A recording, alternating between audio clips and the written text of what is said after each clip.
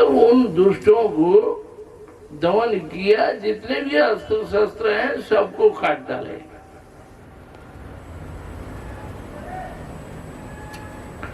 सबको मार गिराया। फिर अंदर प्रवेश करके नरकासुर के साथ बड़ा भयानक युद्ध हुआ।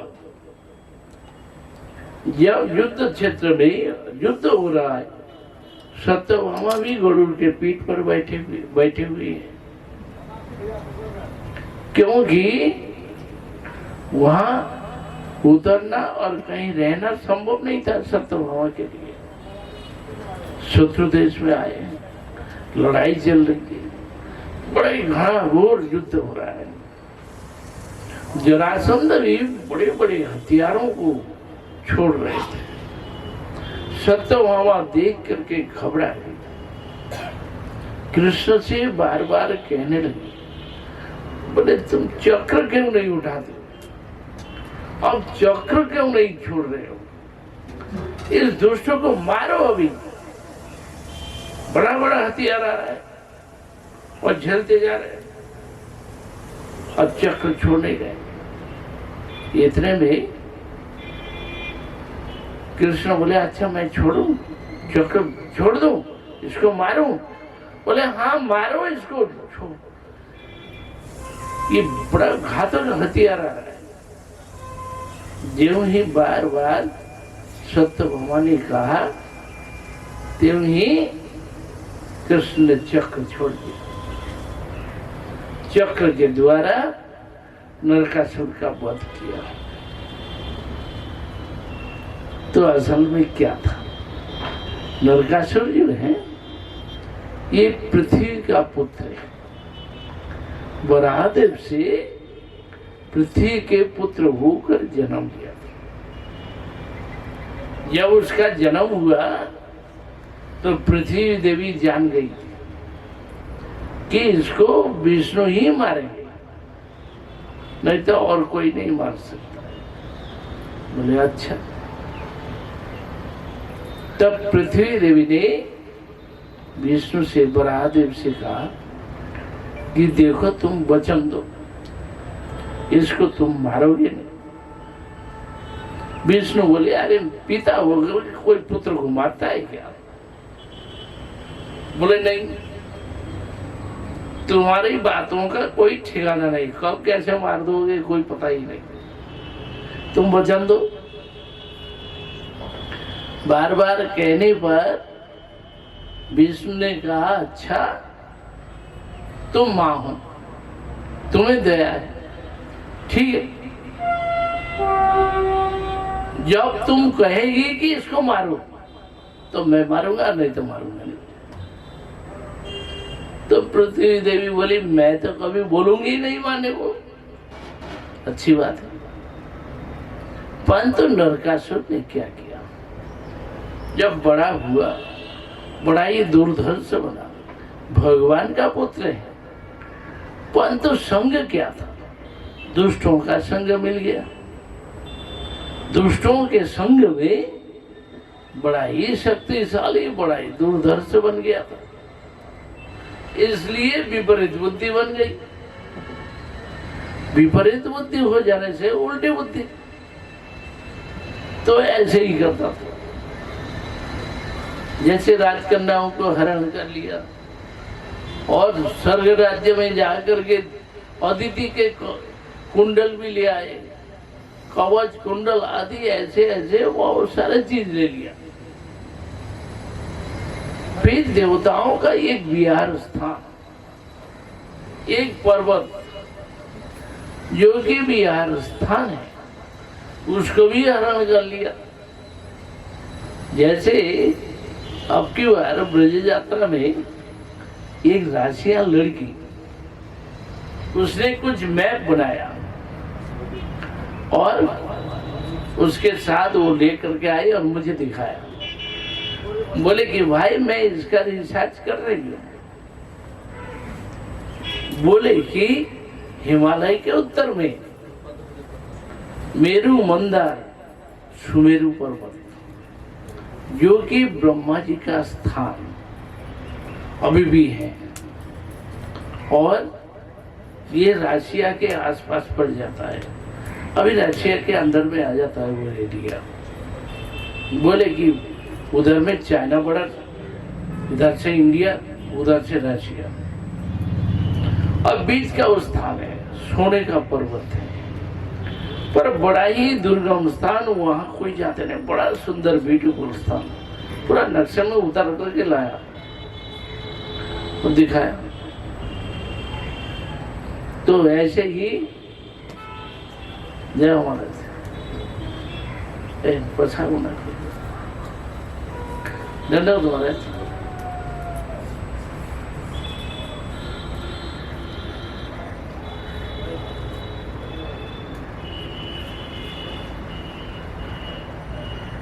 तो बड़ा ही सुंदर स्थान है, अधिक मनोरम।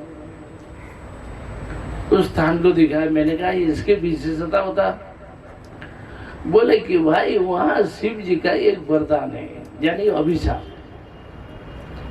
पार्वती देवी को बताया था कि वहां पर कोई जाएगा, जो कोई जाएगा वो पुरुष नहीं रहेगा, पुरुष से नारी बन जाएगा। सब कोई भी प्राणी होंगे, मनुष्य भी होंगे, सब नारी बन जाएंगे। मैंने कहा ये तो भागवत में है, हमने पढ़ा है, भागवत में है, अब दिखाएंगे। इसका वर्णन है, तो वही स्थान निकाल लिए। मैंने कहा चलो। तो बोले हम मोदी को कहेंगे और किसी से होगा नहीं काम, उनका परमिशन हो जाए तब। मैंने कहा चल वहां पर मंदिर बनाएंगे, चल ब्रह्मा जी का एक मंदिर बना देंगे। परंतु वो स्थान जो है बड़ा ही सुरम्य स्थान, देवताओं का स्थान है, वहां कोई जाते नहीं है। बोले कि भाई कोई लोग गए तो लौट के आए नहीं, ऐसा सुरम्य स्थान, बड़ा ही मनोरम। सैटेलाइट से फोटो लिया है, इसलिए सारा निकाल लिए। तो उस स्थान को निकाला। मैंने कहा चंडू देखा, चाइना में यज्ञ स्थली देखा, बड़ा सुंदर देखा, मनोरम स्थान, सजावट के साथ में किया है। और इस स्थान को भी दिखा रहा है। मैंने कहा भाई ये तो दुर्गम स्थान है, सुमेरु पर्वत है, देवताओं का भी यार स्थली है, साधारण मनुष्य वहां जा नहीं सकते, वो मारे जाएंगे। तो सुमेरु पर्वत कहलाता है। तो अब कहना है कि नरकासुर ने देवताओं के बहुत सारी सामग्रियों को उठा के लाया था, और उन्होंने मना कर दिया ये, जबकि ये क्या बोले सत्यभामा पृथ्वी देवी ने कहा कि मैं कभी कहूंगी नहीं अपने बेटे को मारने के लिए। तो वही था। तो ये जो बड़ा दुष्ट हो गया, विपरीत बुद्धि वाला हो गया, तो भगवान विष्णु उसको मारने के लिए गए। मार भी नहीं पा रहे हैं, जब तक वो पृथ्वी देवी माने मां नहीं कहेगी तब तक नहीं होगा। परंतु धरित्री माता पृथ्वी देवी स्वयं सत्यभामा है, तो सत्यभामा बन करके आई। आने पर वो सारी बात भूल गई, उन्हें पता नहीं रहा। जबकि युद्ध स्थल पे ले गए और देखा, भयानक युद्ध होते हुए देखा, तो नरकासुर को तो सत्यभामा ने कह दिया कि इसको मारिए, बिना मारे संभव नहीं। जब बार बार मारने की बात कह दी, तब भगवान ने चक्र छोड़ दिया। बोले चलो अब इसको समाप्त करते। तो नरकासुर का वध किया। नरकासुर को मार के भगवान ने उसके पुत्र भगदत्त को राज सिंहासन दे दिया। बोले कि सिंहासन में बैठो, पर तुम ही यहाँ के अधिकारी और राजा बनो। भगदत्त को राजा बना दिया। और बोले कि चलो बंदी गृह में हम जाएंगे।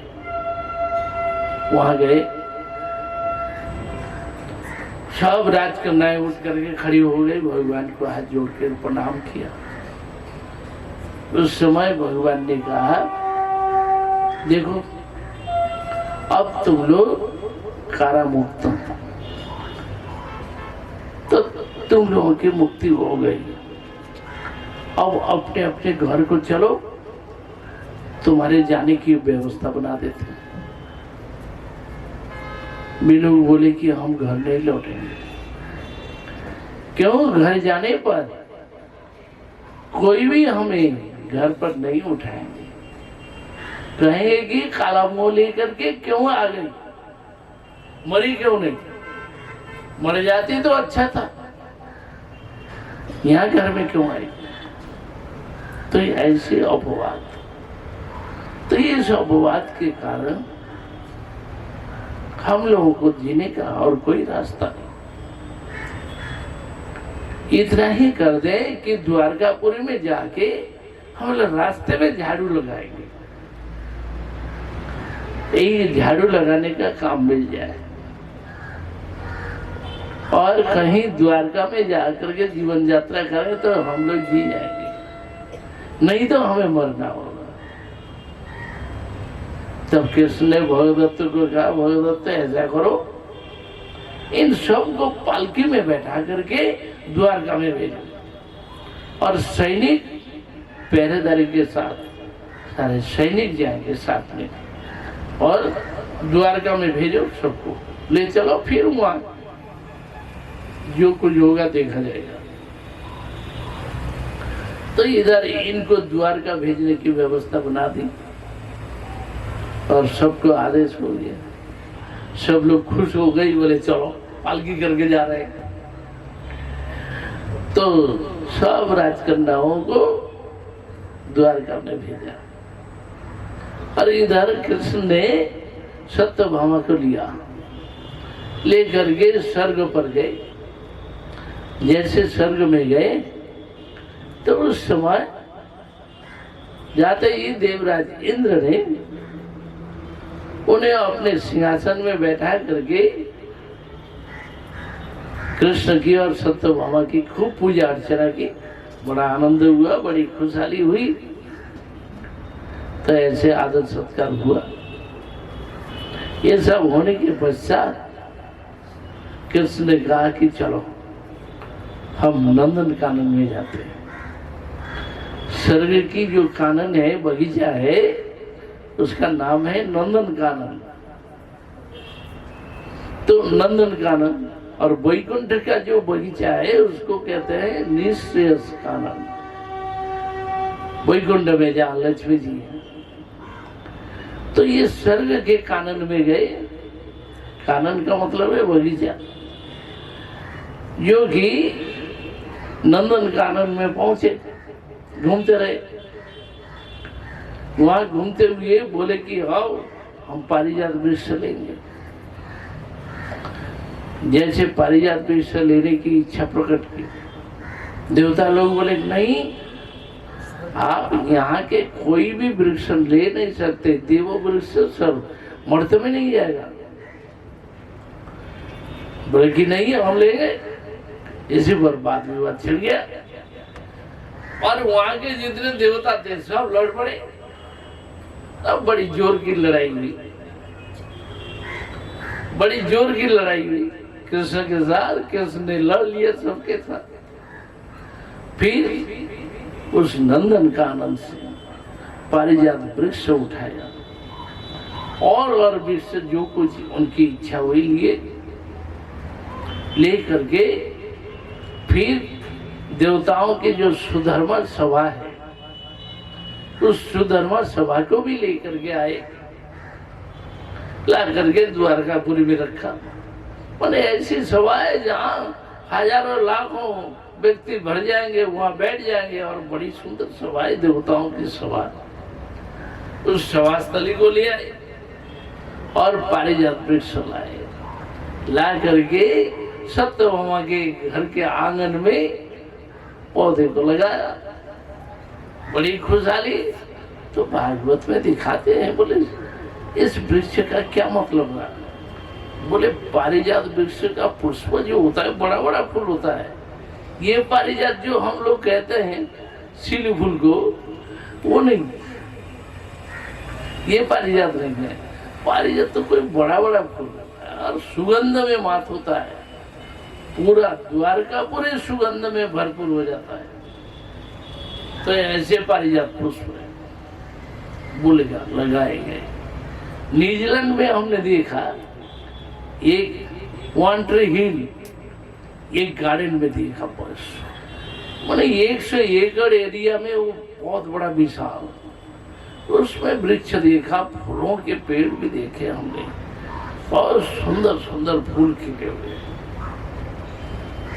तो पता नहीं ये पारिजात पुष्प कौन सा है। फूल तो वहां पर भी हमने देखा, बड़े विचित्र, तो बड़ा बड़ा फूल। तो ऐसे ही पारिजात वृक्ष लगाए गए और रानियों का आनंदवर्धन किया। फिर कृष्ण ने पुरोहित से, ज्योतिषियों से कहा कि बोले भाई एक दिन तिथि तय करो,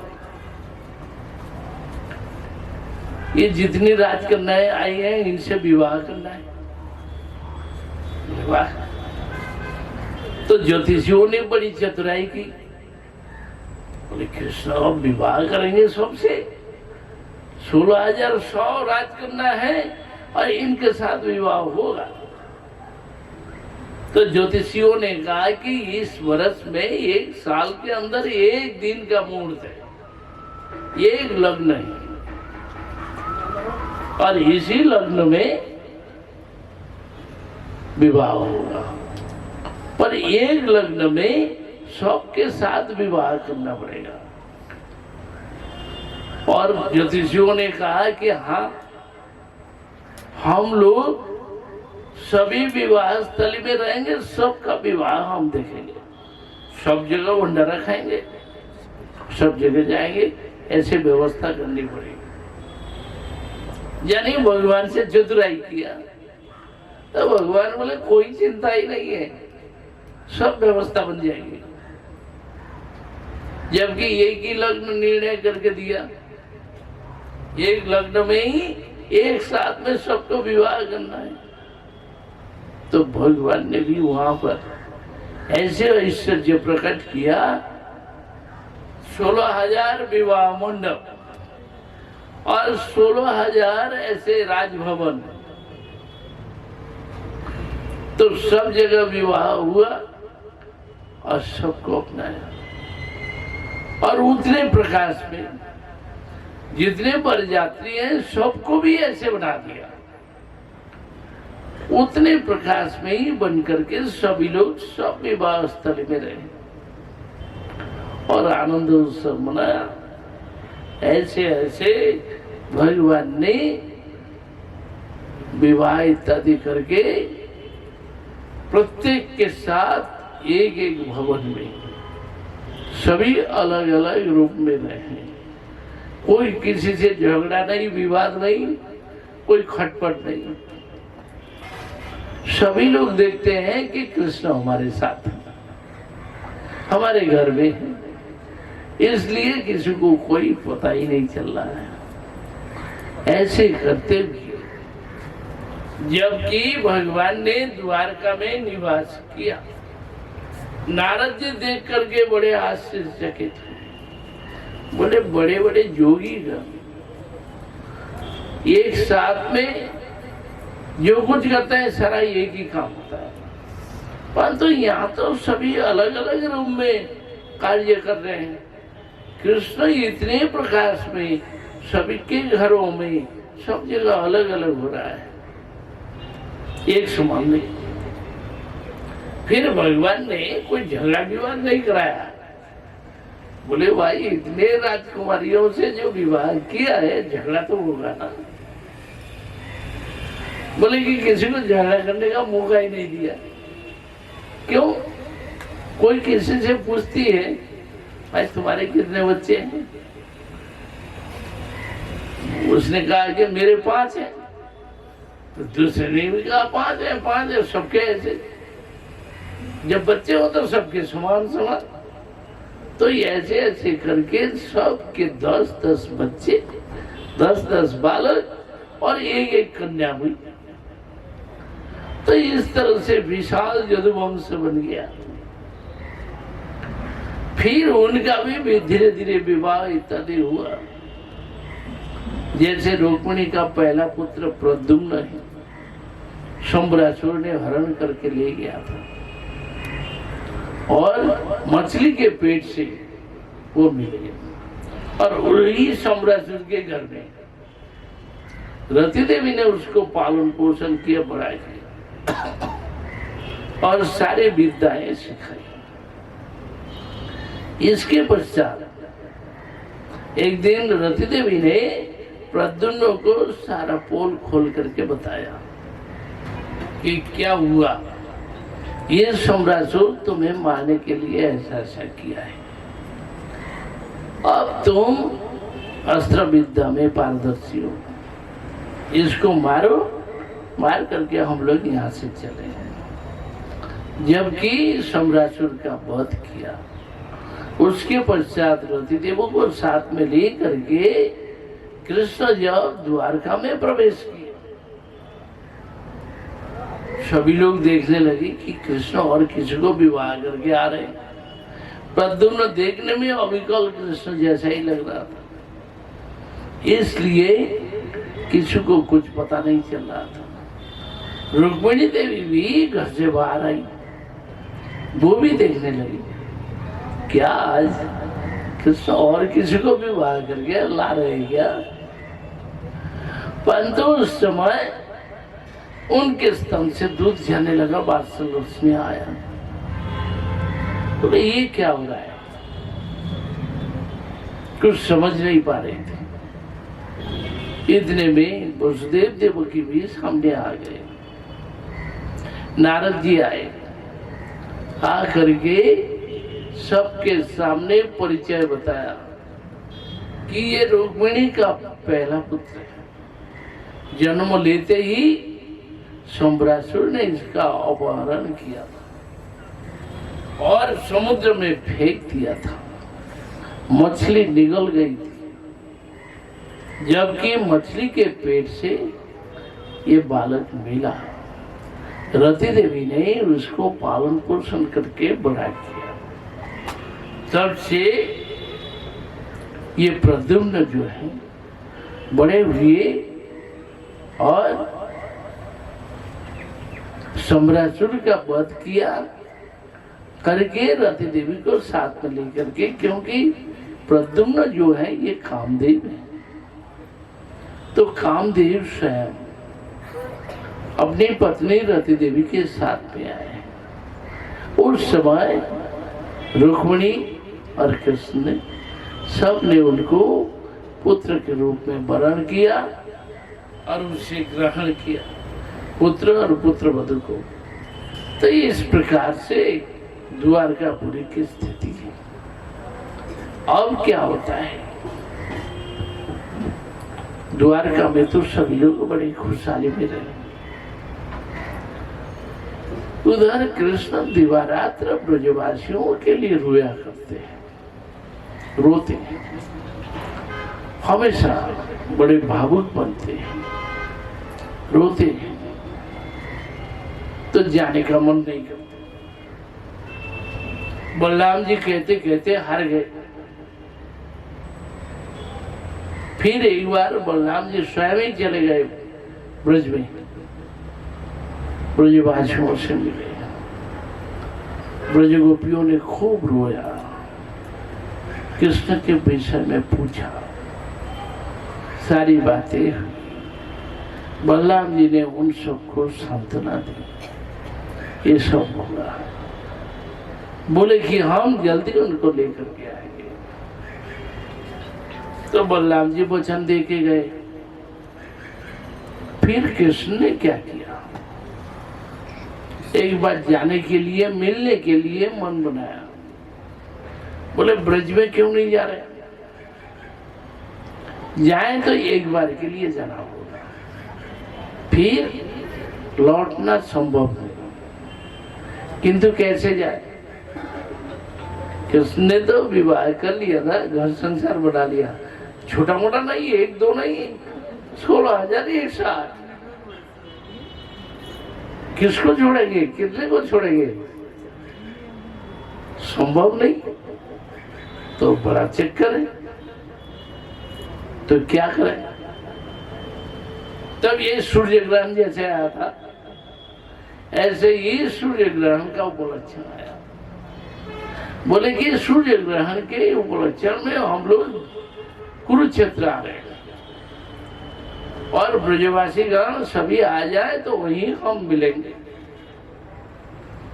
इस प्रकार कह करके ब्रजवासियों को सबको आमंत्रण दिया गया और कृष्ण ने सभी द्वारका वासियों को, महाराज उग्रसेन आदि सब गए, कुरुक्षेत्र में पहुंचे। इधर से ब्रजवासियों ने समाचार मिलते ही नंद बाबा आदि ने कहा कि देखो सभी लोग अपना अपना घर का सामान ले लें, जितना हो सके उठा लो, गाड़ी में भर लें, गायों के भी साथ में लेकर के चले। फिर हम लोग जाके कृष्ण से निवेदन करेंगे, यदि वो लौट कर आते हैं तो हम लोग लौटेंगे, नहीं तो नहीं आएंगे तो हम अन्यत्र कहीं चले जाएंगे और इधर में नहीं आएंगे। ऐसा निश्चय करके समस्त ब्रजवासी वे लोग बड़ी उत्कंठा में कृष्ण से मिलने के लिए चले, जबकि वे लोग कुरुक्षेत्र गए। जाकर जब निकट पहुंचे तो बड़ी उत्कंठा रही, जैसे हिमालय से नदियां बह करके समुद्र में जा मिलती हैं, इस तरह से बिना रोक टोक के। तो ऐसे ही ब्रजवासी लोग आ रहे हैं। कृष्ण बलराम भी दौड़ते हुए आए, दौड़ते हुए आ करके कृष्ण ने मैया यशोदा को पकड़ लिया, बलराम जी ने नंद बाबा बड़े पकड़कर गले मिलते हुए खूब रोए, खूब रोए। यशोदा मैया रोती हुई वहां बैठ गई तो कृष्ण उनके गोदी में बैठ गए। बैठने पर माता यशोदा के स्तन से उस समय दूध झरने लगा, आंखों की आंसू उससे कृष्ण को स्नान कराने लग गए। ऐसे ही बड़े प्रेम से मिले, बड़े दिनों के पश्चात ऐसे ऐसे मिलन होता रहा। जितने भी ब्रजवासी बड़ों से लेकर के बच्चे सभी लोग मिलते रहे। ये सब करते करते काफी देर विलंब होता जा रहा है। गोपियां बहुत पीछे खड़ी है कृष्ण से मिलने के। अब क्या होता है, बहुत अधिक विलंब होने से गोपियां हताशा में डूबी कि कृष्ण ने विवाह रचा लिया। 16,108 रानियां अब विवाह तो कर लिए, इसलिए गोपियां सोचने लगी उन्होंने तो हमें छोड़ ही दिया, हमारा तो संबंध तोड़ लिया है, कोई संपर्क रखा ही नहीं। फिर शर्म के मारे यहाँ आ नहीं रहे।